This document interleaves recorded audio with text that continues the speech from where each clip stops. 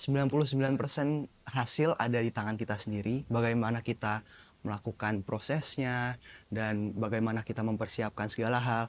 Tetapi 1% tetap ada di tangan Tuhan.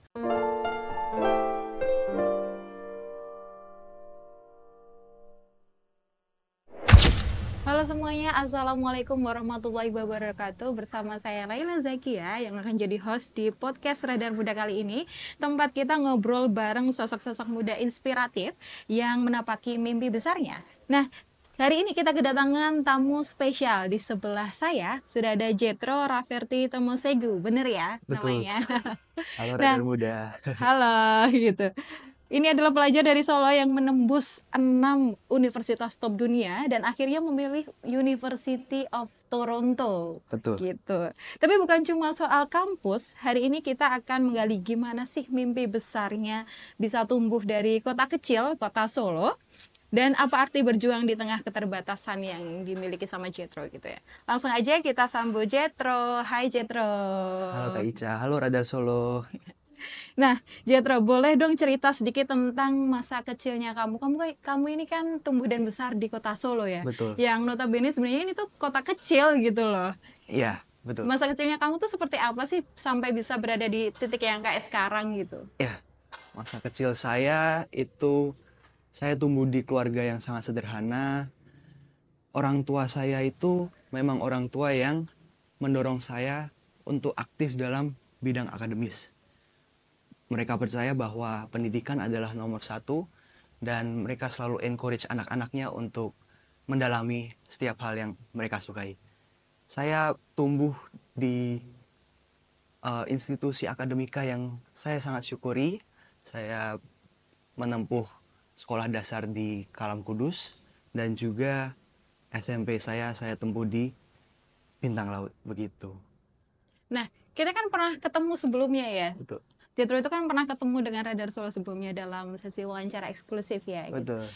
Jetro mengatakan bahwa dia tuh punya satu prinsip yang jadi bekal hidupnya, yaitu ora et labora. Bener ya Jetro ya? Betul sekali. Yang artinya kalau nggak salah itu doa dan kerja. Bener Betul. bukan? Iya. Betul. Nah, apa sih makna terdalam dari prinsip itu buat kamu secara pribadi? Ya. Jadi ora et labora itu benar yang dikatakan Kak Ica adalah bekerja dan berdoa. Karena seperti yang kita ketahui teman-teman, 99% hasil ada di tangan kita sendiri, bagaimana kita melakukan prosesnya dan bagaimana kita mempersiapkan segala hal. Tetapi 1% tetap ada di tangan Tuhan. Jadi kalau Tuhan tidak mengendaki, ya hasilnya tidak akan seperti yang kita harapkan, mungkin begitu. Jadi saya selalu memegang prinsip bahwa selain bekerja, kita juga harus berdoa. Karena tetapi sebaliknya berdoa tanpa aksi yang nyata adalah nol, begitu. Tapi kamu sendiri nih, Jetro, kapan pertama kali kamu tuh sadar bahwa mimpimu tuh nggak cuma sekedar kuliah di dalam negeri gitu?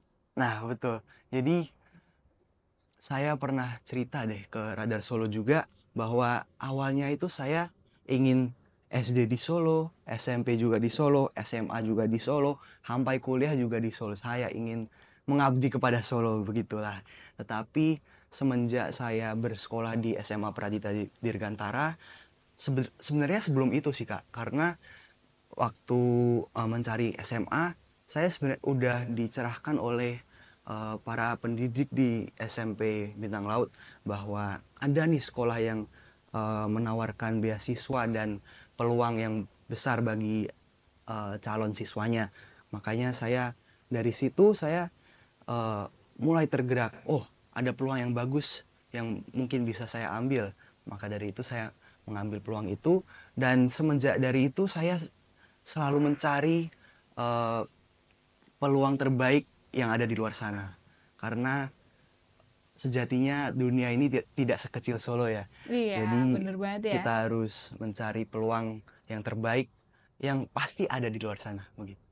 Kamu juga pernah bilang kalau bersekolah di SMA Pradita Dirgantara yang notabene adalah asrama di bawah TNI AU, itu adalah titik balik buat hidupmu, gitu kan? Nah, pengalaman kamu di sana tuh gimana sih sampai bisa membentuk pola pikir globalmu yang sekarang ini? Pertanyaan yang sangat bagus Kak Ica. Jadi kita tarik balik dulu, dari saya kecil, saya sebenarnya adalah orang yang introvert ya. Karena saya juga Kelihatan sih ya. pendiam, iya, tidak seperti ayah saya. Saya itu anaknya pendiam dan jarang kurang dalam bersosialisasi. Tetapi di dalam Pradita Dirgantara, saya ditempa, saya dibentuk untuk menjadi orang yang bisa keluar dari zona nyaman tersebut dan menjadi orang yang lebih terbuka, lebih ingin berpetualang, mengeksplor hal-hal yang baru.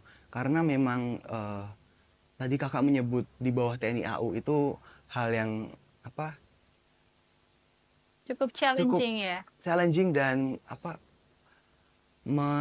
menarik buat saya begitu. Karena di SMA ini saya itu memang diberikan perspektif internasional dan juga intelektual edukasi yang berstandar internasional, tetapi saya juga ditanamkan jiwa-jiwa nasionalisme begitu. Nah, sebagai informasi ya teman-teman Sobat Radar Solo, hari ini kan Jethro datang ke studio kita itu bersama dengan ayahnya ya. Itu Betul. memang sangat bertolak belakang ya. Jethro itu sangat Iya. pendiam dan introvert, sementara ayahnya itu ekstrovert banget yang benar-benar menyapa teman-teman Sobat Raso semua gitu ya. Benar. Nah, kemudian nih selanjutnya, katanya ini kamu memang di antara teman-teman seangkatanmu itu kamu paling muda ya Jethro. Ada Betul. tantangan tersendiri nggak sih? Untuk di jenjang SMA ya? Iya, benar. Untuk di jenjang SMA tidak terlalu ada hal yang membedakan di antara perbedaan umur yang setiap siswa punyai. Karena memang sebenarnya ada yang lebih muda dari saya Kak, tetap ada. Oh, tetap ada yang Tetap lebih ada muda. yang lebih muda. Dan mereka juga performanya tidak kalah dengan yang sudah, maksudnya sudah lebih tua begitu ya. Nah, mungkin kalau bicara soal umur, tantangan yang saya hadapi itu dulu waktu TK, karena saya harus mengejar teman-teman saya yang sudah lebih tua, yang sudah terampil dalam membaca, menulis begitu. Nah, jiwa keinginan saya ini tertanam dari dulu itu, karena memang dari dulu saya sebaya saya itu sudah lebih terampil lah. Maka dari itu memang jiwa kompetitif saya ditanamkan dari sejak dulu. Tapi kan kamu ini banyak belajar, banyak ikut lomba. Tapi di waktu yang sama kamu juga daftar ke luar negeri nih, daftar ke kampus luar negeri. Boleh dibagiin dong ke Sobat Raso, ini gimana sih cara membagi waktunya Jethro? Iya. Karena kan kadang satu aktivitas aja sudah cukup menyita waktu ya. Bener. Ini 3 sekaligus gitu loh. Bener, ditambah lagi ada organisasi-organisasi Kak. Nah, bener Itu banget tuh. memang sebuah tantangan terbesar di anak-anak SMA kalau saya lihat-lihat. Di teman-teman saya juga menghadapi tantangan yang sama, yaitu bagaimana kita bisa membagi waktu kita untuk bermain, belajar, berorganisasi, dan melakukan hobi-hobi kita supaya tetap terampil begitu Kak. Nah, saya sangat bersyukur bisa ber-SMA di Pradita Dirgantara, karena di sini memang nasib kita sama Kak. Jadi memang semuanya harus mengejar akademis dan juga mengikuti organisasi, karena organisasi di sekolah kita itu diwajibkan minimal satu siswa memiliki satu talenta dalam berorganisasi begitu. Nah, tips yang mungkin saya bisa berikan itu mungkin mencari teman yang memang senasib, karena melakukan sendiri itu akan lebih susah. Akan lebih mudah jika melakukan bersama teman-teman kita atau teman-teman terdekat kita begitu. Kita akan lebih enjoy lah. Karena ada tempat sharing ya. Betul. Jadi bebannya juga terbagi gitu ya. Iya, Jethro, benar ya. sekali. Tapi selain itu dengar-dengar katanya kamu tuh sebenarnya sebelumnya itu memilih untuk berkuliah di kampus di dalam negeri. Bener ya? Benar-benar. Benar. Nah, terus gimana dengan keluargamu ketika akhirnya kamu ngomong ke keluarga gitu bahwa mah, pah, aku pindah haluan nih gitu. Aku mau ke kampus luar negeri aja gitu. Iya, sebenarnya ini nggak cuman dari sini ya Kak, tapi sebelum itu juga ada konflik seperti itu, di Hmm. mana saat saya berkeputusan untuk bersekolah di SMA Pradita Dirgantara, karena sekolah ini adalah sekolah boarding school yang walaupun dekat dengan saya, maksudnya Boyolali dengan Solo kan masih dekat, Iya. tetapi memang asramanya itu sangat ketat, Kak. Jadi ini memang suatu pilihan yang berat bagi keluarga saya untuk melepas saya, begitulah. Nah, tetapi karena orang tua saya itu memang dari dulu memang mendukung apa saja yang anak-anaknya inginkan. Jadi apapun keputusan saya, orang tua saya hanya bisa berdoa dan mendukung. Jadi sebenarnya saat saya berkata ingin kuliah ke luar negeri, mereka sudah eh, sudah expect hal itu terjadi sejak saya pindah haluan ke sekolah berasrama, begitu. Jadi memang sebenarnya sejak awal kamu memilih SMA Pradita Dirgantara itu sebenarnya memang pilihan kamu sendiri ya? Betul, Termasuk dengan kamu sekarang memilih University of Toronto. betul. Memang tidak ada pure, nggak ada paksaan dari pihak sekolah atau mungkin dari keluarga gitu ya? Benar sekali. Jadi ini pure dari pembentukan dan support dari sekolah dan juga doa dari kedua orang tua. Tapi kan ini kamu tuh hebat banget loh, maksudnya 6 universitas menerima kamu gitu loh. Itu tuh waktu satu persatu universitas luar negeri itu kasih letter of acceptance ya Mm-mm. gitu ke kamu, itu gimana rasanya Jetro?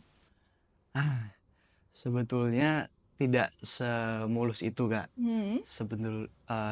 Sebenarnya teman-teman saya itu mendaftar ke universitas itu 10 lebih. Mhm. Nah, tetapi adalah yang di reject, ada juga yang di waitlisted, di apa?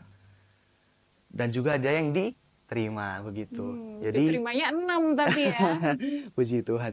Nah, eh, memang selalu ada yang namanya 5 stages of grief itu, Kak. Misalnya pada saat penolakan, saya itu selalu mengabari orang tua terlebih dahulu. Karena memang saya tahu paling gampang untuk move on adalah sharing ke orang tua. Karena mereka akan memberikan kenyamanan dan juga assurance bahwa nggak apa-apa, bakal ada rezeki yang lainnya yang menunggu begitu. Dan juga guru-guru pembimbing saya di sekolah itu sangat mendukung dan juga sangat support lah yang intinya ya dalam penerimaan dan juga penolakan. Jadi ya kalau apa yang dirasakan ya kalau keterima puji Tuhan, kalau nggak keterima puji Tuhan, berarti ada rezeki yang lain yang menunggu begitu. Tapi at the end dari 6 kampus yang menerima kamu, kenapa pada akhirnya kamu memutuskan untuk ya udah aku memilih untuk ke University of Toronto aja. Apalagi kamu memilih di program Computer Science, Mathematics and Statistics ya. Betul. Kenapa akhirnya tuh yang itu gitu loh? Ya, jadi sejak kecil memang saya sangat tertarik dalam coding, programming, dan juga robotika dan matematika. Jadi saya itu deep research dulu sebelum applying. Dan saya lihat di Kanada itu ada satu universitas yang nomor 1. Dia itu terbaik apalagi dalam researchnya, teman-teman. Yaitu University of Toronto. Nah, maka dari itu saya mencoba pada saat itu memberanikan diri untuk mendaftar dan ya puji Tuhan keterima, Kak. Jadi memang itu keinginan sejak kecil untuk bersekolah di sana. Karena memang institusi yang terbaik dan menyediakan segala fasilitas yang anyone could ask for. Dan ya, itu yang pada akhirnya menjadi pilihan saya. Tapi berarti itu memang best of the best di antara universitas yang menerima kamu gitu ya, Betul. menurut kamu gitu Betul ya. banget, Kak. Nah, Terus salah satu esaimu itu bicara soal matematika dan komputer sebagai bahasa universal gitu kan. Bisa nggak sih kamu ceritain ke Sobat Raso di rumah, proses kamu membangun ide itu saat itu gimana? Sampai akhirnya menjadi esai yang luar biasa gitu. Ya, pada dasarnya kita hidup itu sebagai makhluk sosial ya Kak. Jadi Bener banget. membutuhkan eh, komunikasi yang baik antara kita. Seperti itu kan. Mhm. Nah, untuk memahami makhluk-makhluk yang tidak hidup itu bagaimana? Menurut saya ya lewat matematika dan juga teknologi begitu. Maka dari itu saya eh, ingin untuk apa namanya master Mhm. that untuk menguasai Menguasai. skill tersebut Mhm. supaya eh, jangan hanya kita bisa membangun komunikasi terhadap makhluk sosial, tetapi kita juga bisa memahami bagaimana dunia ini berjalan. Karena dunia ini berjalan eh, tidak hanya dengan manusia ya Kak, tetapi Mhm. juga terhadap hal-hal yang tidak hidup begitu. Iya. Nah, kalau buat teman-teman Sobat Raso nih, yang pengen ngikutin jejak kamu mungkin kuliah ke luar negeri atau at least teman-teman yang mau join ke SMA Pradita Dirgantara gitu. Apa sih tips yang paling penting soal mungkin soal essay, soal CV or portfolio gitu buat dari kamu sih? Oke, dari saya untuk sobat-sobat Raso di sana, eh, hal pertama yang kalian harus kuatkan adalah portofolio kalian. Portofolio itu terdiri dari achievement akademis dan juga kegiatan ekstrakurikuler. Karena saya sebenarnya mempunyai seorang teman Kak. Mhm. Itu dia eh, kurang bisa mencolok di universitas luar negeri karena memang dia mengakui bahwa kegiatan dan hidup berorganisasinya itu kurang, ekstrakurikulernya juga kurang. Padahal kalau Sobat Raso ingin ke luar negeri, universitas di luar sana itu sangat tertarik kepada uh, siswa yang tidak hanya unggul dalam akademik, tetapi juga unggul dalam kehidupan berorganisasi dan ekstrakurikulernya. Gitu. Karena life itu balance ya, tetap Betul, harus balance ya, betul, walaupun kamu jago di akademik, tapi tetap yang lain tetap harus balance gitu betul ya, Jethro sekali. ya. Nah, soal hal itu, kamu ini kan juga aktif banget di luar ya. Kamu itu ikut marching band, coding, terus piano juga gitu. Mana yang paling berkesan buat kamu, Jethro? Waduh, kalau ditanya paling ini paling Pasti susah. semuanya Iya, kayaknya karena ya. semuanya ini memiliki makna yang tersendiri bagi saya. Mhm. Tapi kalau disuruh memilih yang paling, itu mungkin marching band ya. Karena marching band ini kan seperti kehidupan berorganisasi. Karena marching band ini tidak bisa dilakukan oleh satu orang saja. Kalau Harus bareng ya. iya, kalau satu orang saja nggak ada yang mau nonton Iya, gitu. harus teamwork ya Harus yang pasti teamwork ya. betul. Dan saya sangat mengapresiasi, saya sangat mensyukuri kebersamaan tersebut Kak. Jadi memang marching band ini yang sangat berkesan lah di hati saya karena di sana kita bisa bertumbuh, bisa keluar dari zona nyaman bareng-bareng dengan teman begitu. Berarti memang menurut kamu tuh marching band itu adalah kegiatan non akademis yang punya pengaruh besar ya buat hidup kamu sampai kamu jadi seperti kamu yang hari ini gitu ya. Betul, karena itu sangat mempengaruhi kedekatan saya dengan teman-teman sebaya saya. Terus kemarin waktu kita wawancara bareng, aku kan juga membaca hasil wawancara kamu sama Radar Solo itu. Kamu sempat mengatakan bahwa kamu punya visi besar gitu. Soal mewujudkan kemandirian teknologi Indonesia gitu. Bisa dijelasin lebih jauh nggak sih, Jethro? Apa sih sebenarnya yang kamu inginkan dengan visi kamu itu? Ya, kemandirian teknologi ini memang cita-cita yang sangat besar ya Kak. Mhm. Memang tidak bisa dilakukan oleh hanya saya sendiri. Nah, maka dari itu saya mengencourage teman-teman di luar sana untuk memulai dan menjadi stakeholder dalam kemandirian teknologi ini. Kemandirian teknologi ini saya rasa masih kurang di Indonesia karena seperti yang kakak tahu kita masih sering terpengaruh oleh teknologi dari luar ya. Kita masih mengikuti teknologi-teknologi luar. Padahal itu it's not a sustainable thing for us. Jadi itu nggak akan menjadi sebuah hal yang berkelanjutan bagi kita. Iya. Karena pada saat tertentu kita harus bisa mandiri teknologi dan tidak terjajah gitu. Karena ini sebenarnya kita adalah collateral damage. Kalau misal ada kerusakan di pusat sana, kita bisa menjadi collateral damage dan we don't want that.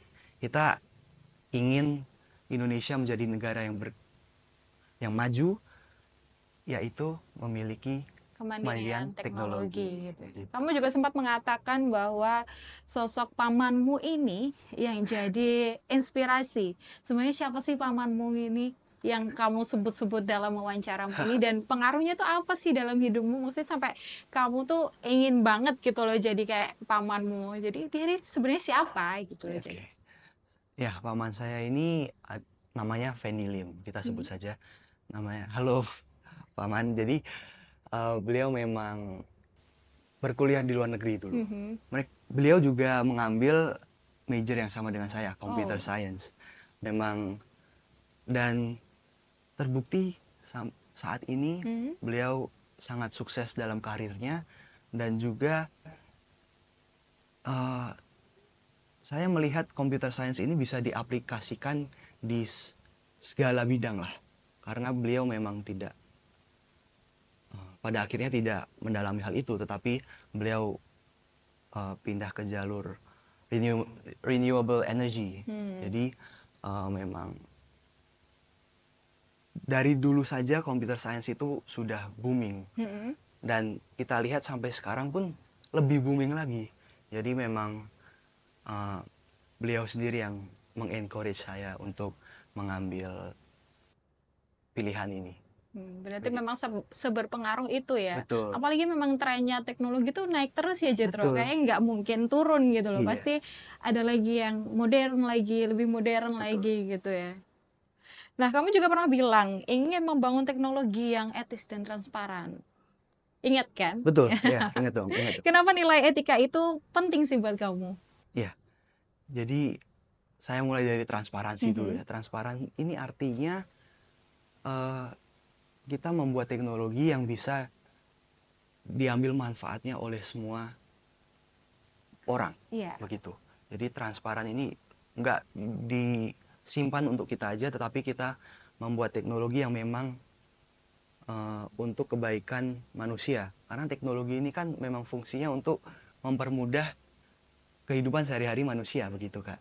Nah, jadi saya ingin membuat teknologi yang transparan, yaitu ya teknologi yang bisa diambil manfaatnya oleh semua orang, begitu. Untuk etika, pasti kita harus membuat sebuah inovasi itu yang berdasarkan norma sosial dan juga etika manusia, begitu ya. Misalnya, karena banyak Kak yang melanggar etika, teknologi yang melanggar etika, seperti halnya Bank Syariah di Aceh. Itu pernah dihack oleh sebuah anonim lah. Nah, itu kan penggunaan teknologi yang tidak sesuai dengan etika. Iya, bener banget ya. Untuk itu saya tidak mau, karena bagaimana bisa orang mengambil manfaat dengan kita melanggar etika manusia gitu. Jadi memang kepada sobat Radar Solo juga kita harus bergerak di bidang kita masing-masing dengan memperhatikan etika dan norma sosial. Tetap harus wise ya. Betul. Untuk mempergunakan, apalagi ketika kamu jago di bidang itu memang how to be wise to use it gitu ya. Betul. Nah, kalau bisa ngobrol sama Jetro versi SMP dulu nih Jetro, Waduh. apa yang bakal kamu bilang? Ini berarti kayak refleksi begitu Iya, ya. refleksi untuk kamu di masa lalu. Hai Jetro kelas 7 ya.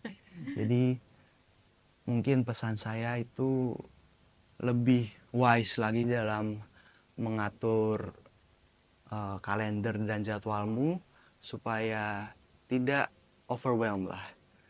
Dan ingat bahwa banyak orang-orang di luar sana yang ingin menjadi sepertimu dan juga banyak orang yang mendukungmu dalam setiap pilihanmu. Begitu. Mungkin Dari semua yang kamu lewati, apa satu hal yang paling kamu syukuri? satu hal yang paling syukuri kembali lagi kepada institusi ya Kak ya. Jadi saya sangat bersyukur dalam proses perjalanan hidup saya ditemukan dengan orang-orang yang sangat baik, sangat perhatian kepada saya, dan itu tidak lepas dari institusi uh, yang saya apply begitu. Jadi terima kasih teman-teman, terima kasih guru-guru, terima kasih para pembimbing yang sudah membentuk saya sedemikian rupa, dan juga terima kasih orang tua saya. Begitu. Termasuk juga SMA Pradita Dirgantara ya, Betul. karena tanpa SMA Pradita Dirgantara gitu, kamu mungkin nggak akan menjadi kamu yang sekarang gitu ya. Betul sekali. Nggak mungkin juga diterima di 6 universitas terbaik luar negeri gitu ya. Walaupun tetap pilihan kamu sendiri sih. Iya. Gitu. Tapi kan lingkungannya yang membentuk kamu Betul. seperti itu. Gitu. Yang menyupport. Terakhir banget nih Jetro.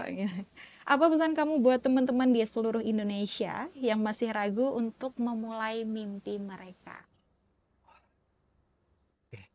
Untuk teman-teman Radar Solo ya, Radar Muda, ada pepatah yang berkata seperti ini. Kapan waktu yang tepat untuk menanam pohon jati? Kan maunya panen hari ini juga, tetapi kan tidak bisa. Jadi paling cepat dan paling bagus adalah untuk menanamnya saat ini juga. Jadi yang masih ragu-ragu, yang masih takut, jangan takut dan tetap explore setiap peluang dan kesempatan yang ada, karena setiap peluang yang baik akan membuahkan hasil yang baik juga. Gitu.